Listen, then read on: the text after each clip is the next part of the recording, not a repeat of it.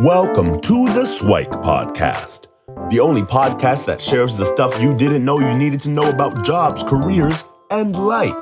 The SIWIKE podcast, the stuff I wish I knew earlier.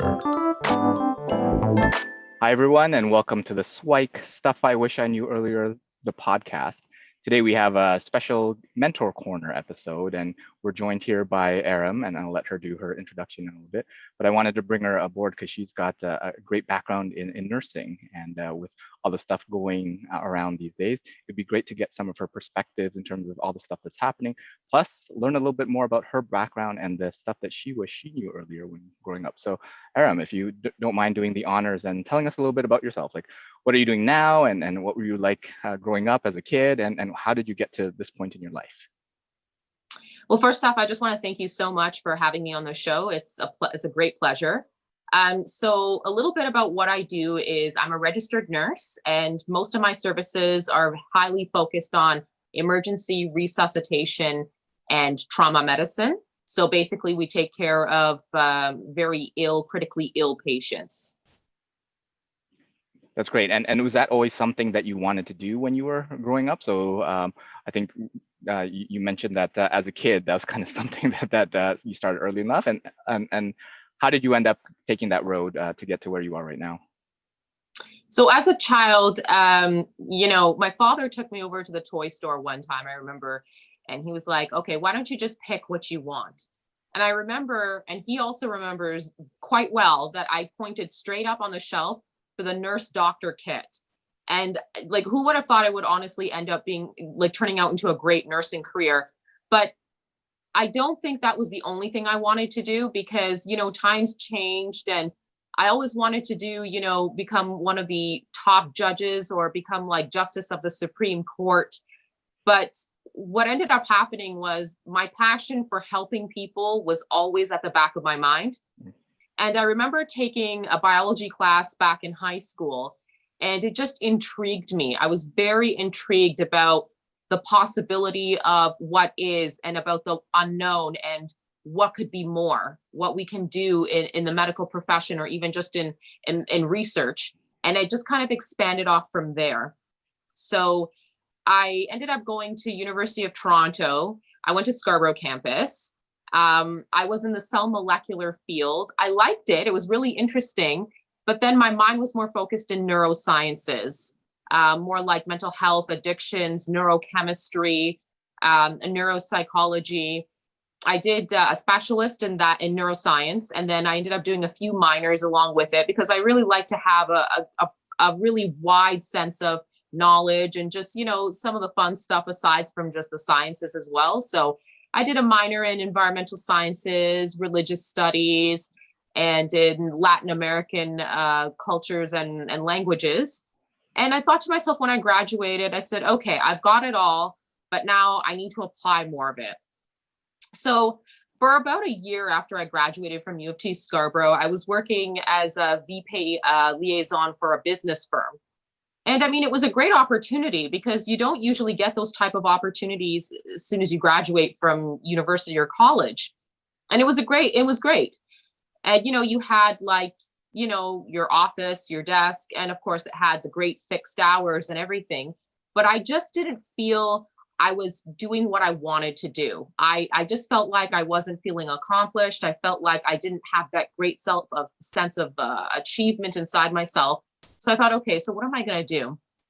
So I ended up going to Michener U of T, and that's where I ended up specializing in respiratory therapy. So that was a great experience. Like, that was amazing, because, you were actually helping people more on an advanced level. You were, trained to put in breathing tubes. You were trained in putting and setting up ventilators and all sorts of fantastic stuff. And that was great.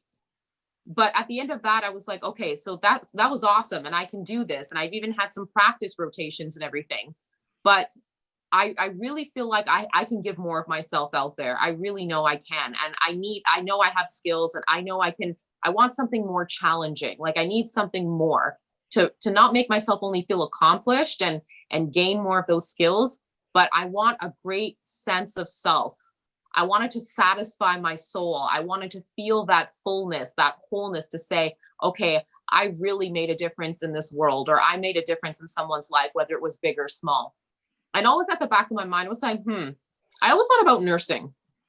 I don't know why. I think it was just something that, is just so not only well known, but it was just so different from so many other professions. It's multifaceted. It's, the versatility. You can do so much with it. You can expand.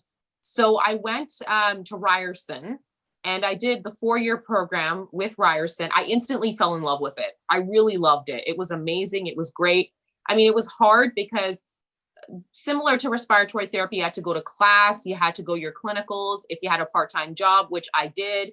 And of course, you had to make sure you were caught up with all your studying. And of course, you had your exams and all your other priorities and everything. But it was just amazing. Like, it was an amazing experience. And I just really fell in love with it. And afterwards, when I graduated, I had a background in neuroscience, and I really wanted to get into, neuroscience nursing. So it could have been like research nursing, or, helping individuals that had just suffered neurological impairments due to accidents or traumas or any injuries. So like stroke, motor vehicle accidents, any paralysis, mental health, addictions, all that kind of stuff, because I had that prior background in neuroscience. But amazingly enough, like I loved it all. But while I was in nursing school, I worked in a cardiology firm, and I had already had the experience while in nursing school being exposed to patients at a part-time job, but also having some of the other skills like drawing blood, doing electrocardiograms and things like that. And cardiology was kind of like my new love, my new passion for it. And I just thought, okay, well, I have all the experience and the skills. So now I need to go and get certified. So, you had to make sure you had to get your CPR, you had to make sure that you had your advanced life support and things like that, because this is what jobs were looking for, right? You had critically ill patients with heart problems, anything could go down south, you needed to have those certifications. And so I became very persistent, and I just applied everywhere. So, I mean, you obviously had to study for your licensing exam first, get your registered nurse license, and then you could start applying to say, here you go, I'm the registered nurse you're looking for. So I applied, and then I actually worked a varied number of roles as a registered nurse. I did community, I did fertility, I did OR, I did cardiology, CCU, so the cardiac care unit. Had a bit of exposure in the cath lab. So that's where if someone's having a heart attack, they place stents in, a lot of that exposure. And it was great, family medicine, all these different types of roles as a nurse. But then I thought to myself, going into about almost a year after, I thought, okay, so I've had all this amazing experience. Like, this is great. Like, I've had all this amazing experience within like about a year. And I thought to myself, okay, well, I've always told myself I love a challenge. I love challenges, and I want myself to be challenged. So how can I do that? And I thought, well, I want to learn more, and I want to do more with myself, but I also want to do more for people. I want to give back to people. I want to give back to the community. How else can I do this? And so when you specialize in one form of nursing, you're kind of with that one specialty.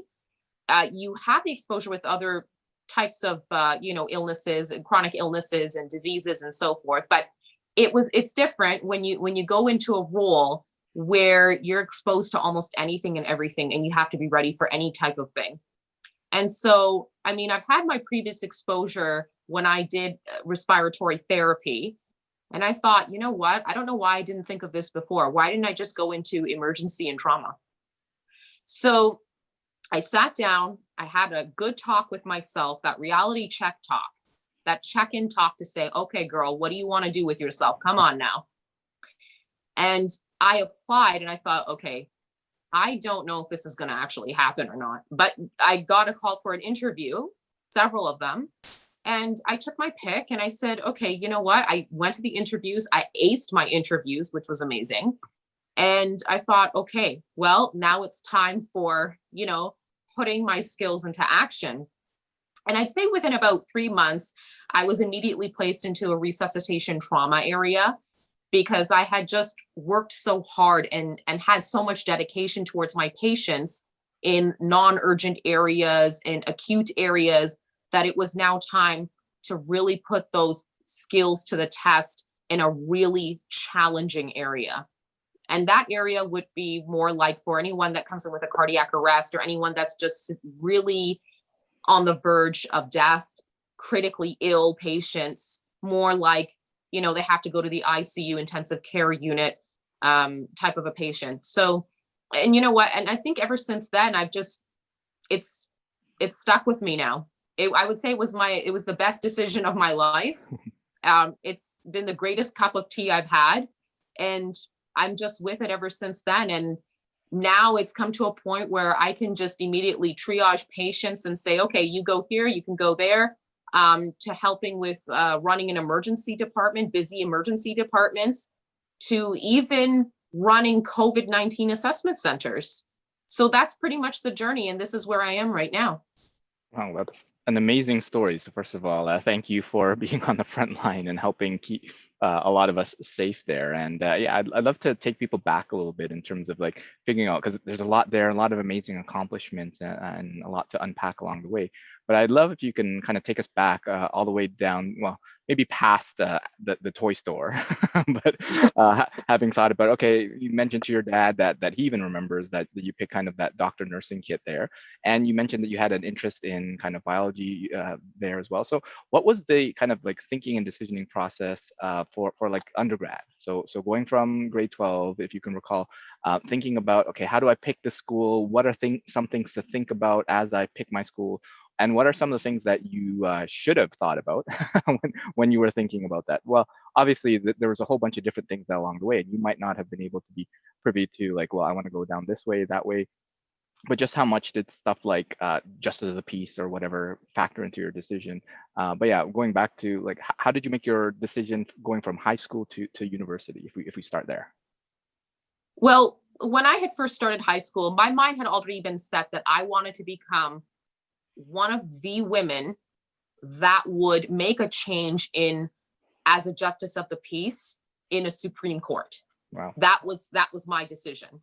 And like I stated earlier, I got exposed into the sciences and it was great. I mean, it was very challenging and tough, but it was great.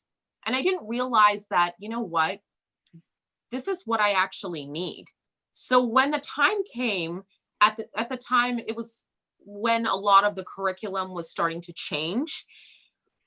I thought to myself, okay, so a lot of people are deciding to take some English literature classes and some people are taking this and that. And I wanted to keep myself open to a lot of opportunities as well. Mm-hmm. But I thought, what do I really like? And I just had to clear my thoughts and say, okay, what do you really like? Like, you like law, but what do you really love? Because you got to love it. You got to love it, not just like it. You got to love it, and you got to love it deep in your gut. So when I thought about it, I said, well, I've had quite an interest in biological and chemical and physical sciences. So I think what I'll do is I'll take some science courses in grade 11 and 12. So, you had the chemistry, the biology, the physics, and all those courses and everything. And I really loved it. Like, there were things where they had those little, those extra boxes in the textbooks where they would talk about diagnoses and really getting into like, human bio and things like that. I'm like, okay, so this is what I really like. And there were parts of, those science textbooks that always talked about, research and vaccines and things like that. And that was kind of like an interest of mine as well. And I said, okay, so I guess science is it is. And when the time came to apply for university/college, I thought to myself, okay, so what program do I want? And I thought, okay, well, everyone's going to go into general life sciences in the first year. But my decision was at the time that I wanted to do research. Like I wanted to do cancer research. I wanted to be a researcher for cancer. And in terms of picking schools, I mean, I had always had the thought of, if I went somewhere else in a different country, like, maybe I could do something great in like Africa, like, I could go to Cape Town and maybe, work with the Department of Medicine there, or, go to like Singapore or Australia, like, having these visions of the future. I mean, which could be at any time. Don't get me wrong. It can happen at any time in your life. It doesn't have to be, while you're in high school or when you're still in your 20s. You can still chase your dreams in your 30s and your 40s. It doesn't matter. But, I had these visions of like, okay, I could do this and that. And I still have those ideas in my mind, to make that difference as well. But going back to picking the schools, there were some great things about a lot of the universities here in Ontario. For example, University of Toronto, well-known school, great for its research, has Faculty of Medicine, has Bloomberg School of Nursing, has this, has that. Similarly, McMaster, Ryerson, all these different schools had these options. Now, the other factors were, of course, cost, because, school is not very cheap. School is expensive. Right. And also in terms of convenience, in terms of travel. Mm-hmm. So, like along with the cost, if I had to go live on residence, you have to pay for residence fees, you have to pay for this, and you have to pay for that. And I had to make a decision. And I remember sitting there and I had my letters all lined out, all my acceptance letters. And I thought to myself, okay, so I have to think about what's best for me at this time. And then I thought, okay, well, if one school doesn't work out, I could always switch to a different school. It's possible. It happens. I've seen it happen to a lot of people too. Mm-hmm. And I just really thought to myself that U of T was the school of my choice. Because like I said, they had the opportunities for research and for you to, grow, have potential, opportunity. So that's why I chose U of T when I did my first degree. Cool. And from there, I think you said you did a bunch of different minors, like religious studies and some other ones that don't seem naturally related to kind of neuroscience or becoming a nurse or whatever. So walk us through a little bit about how that happened. And then you ended up graduating and getting a job in business. So that seems a little bit different as well. So I'd love it if you kind of walk us through the process of like in school, like furthering your education, getting a little bit more breadth in there, and getting into the business side. Was it like a derailment of the trajectory to kind of nursing and medicine, or was there something else at play? Because it's a kind of a curious little different direction that you went into. Well, okay, so going into the business role was something I wanted to see what a different aspect would be like after graduation. So, I mean, everyone applied everywhere. Some people, even after graduation, were still trying to make decisions, as so was I. So I had applied to several places and they had this great opportunity. And I thought, okay, you know what? I think I'll take it and see where my interest takes me. Because, I have a great love for science, but maybe that can be intertwined in a business aspect as well. Like, I want to help people. But how can we also, like, say, for instance, if we have a great form of research, like a great project available, how can we tailor this to clients? How can we really get it out there? And so I just wanted something different. I guess it was a bit of a break, but it was also a time for me to really think what I wanted to do. And like I said, it didn't take too long. I mean, like I said, it was a great opportunity, but it didn't take me too long to say, okay, no, your real love is science and nursing and humanity and medicine. This is where you really belong. And, it was a great, like I said, it was a great role, but I knew at the back of my mind, I'm like, okay, I think this is where I really belong. And so afterwards, that's why I made the decision to, try something more advanced, do respiratory therapy, get into nursing. Now, in terms of the other minors that I had, you're probably wondering, okay, whoa, like she's got a specialist in neuroscience, but like, where did these little minors come from? Exactly. Well, you know, I don't always believe that you should be constantly just stuck with one thing. And I shouldn't even say the word stuck. You shouldn't really be focused constantly on one thing. And it's great to have for a passion for just science and for just medicine and slash nursing and whatever it is. But you need to kind of broaden your horizons. I've always loved cultures. I've always loved people, getting to know about different practices. And I told myself, if I was going to go to Latin America or the Caribbean, or like I said, Africa, Australia, China, Singapore, any country in the world, you have to be you have to have the cultural competence. You have to be able to accommodate.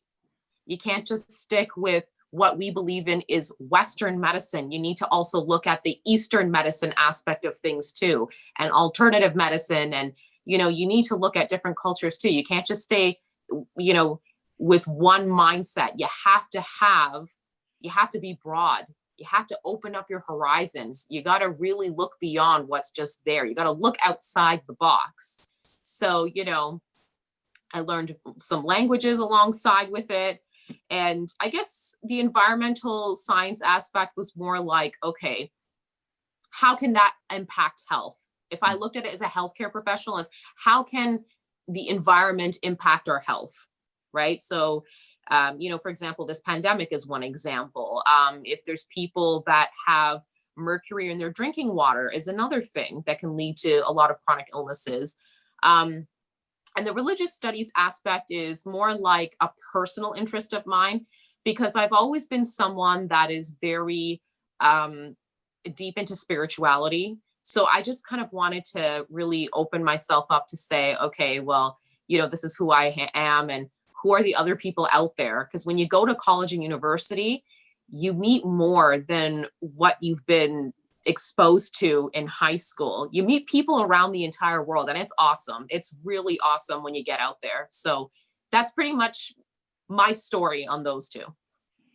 I think that's great. So what I was trying to figure out is like what was the kind of trajectory, right? Because a lot of folks will use university for that kind of exploratory time where they're not in the working world. They're able to tackle a whole bunch of different things, which I recommend folks to do. So if they're interested in science as a starting point, anchor yourself there. But there are so many other parts of the world that you should experiment with and learn a little bit more, discover. And so I'm hearing a lot of that. And then in terms of going into kind of the business world, it was just kind of like, what, let me try that because it does seem interesting. That does seem like something. But having gone through that, it's kind of like, yeah, this is not right for me. And then that allowed you to kind of double down based on your experience there, to kind of say, no, you know what, I'm pretty sure I'm gonna be in a healthcare setting or something like that. So yeah, I think that's a lot of great information that you shared, and we'd love to maybe in a future episode talk a little bit more about your journey into kind of nursing, because this is obviously just kind of one step in the process. But I'd love to hear before we end this off, like what are some of the kind of the stuff that you wish you knew earlier, like within the kind of university type time frame, or maybe high school or anything around there? And then what are some of the future goals and aspirations that you might have as well? So in terms of my future goals and aspirations, I feel like I've accomplished a lot so far. That isn't needless to say that, what could be more out there.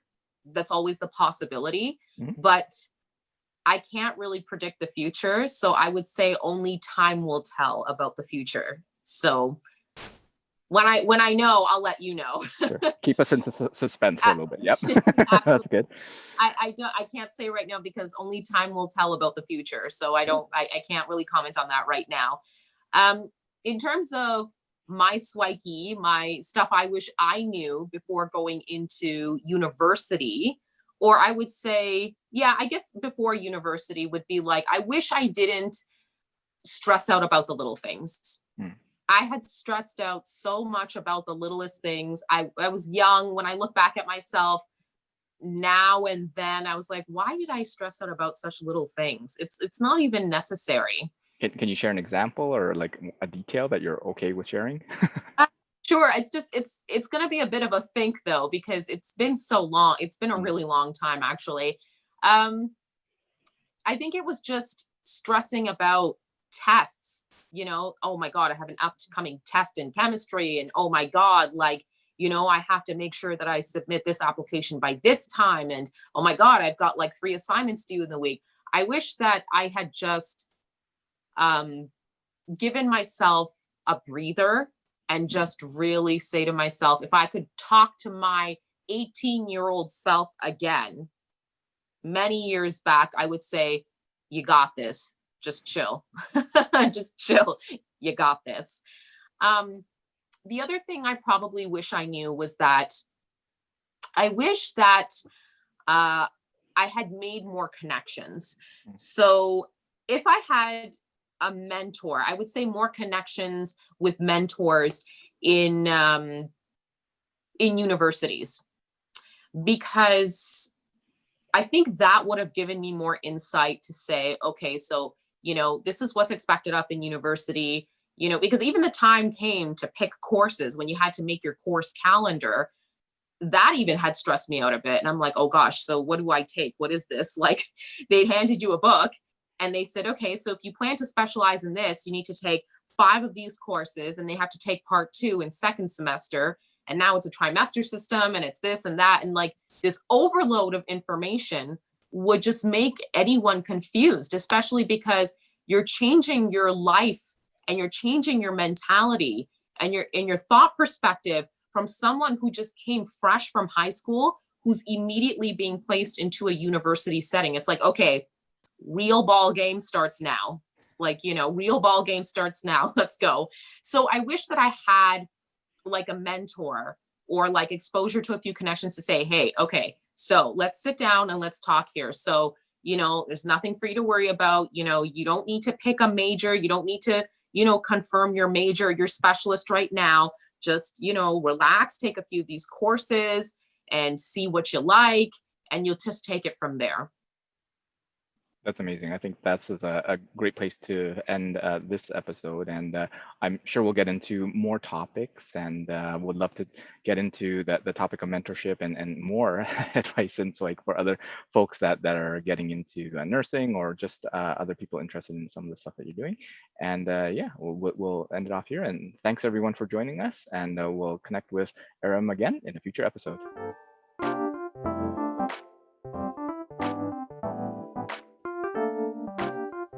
Thanks for joining us on the SIWIKE Stuff I Wish I Knew Earlier, the podcast. If you like the podcast, please subscribe on iTunes, Stitcher, or wherever you found this podcast. And if you can give us a review, that would be very appreciated. Feel free to contact me on LinkedIn at Luki Danu, LUKIDANU, and the same on most social media platforms. And I look forward to hearing from you. Thanks. Bye.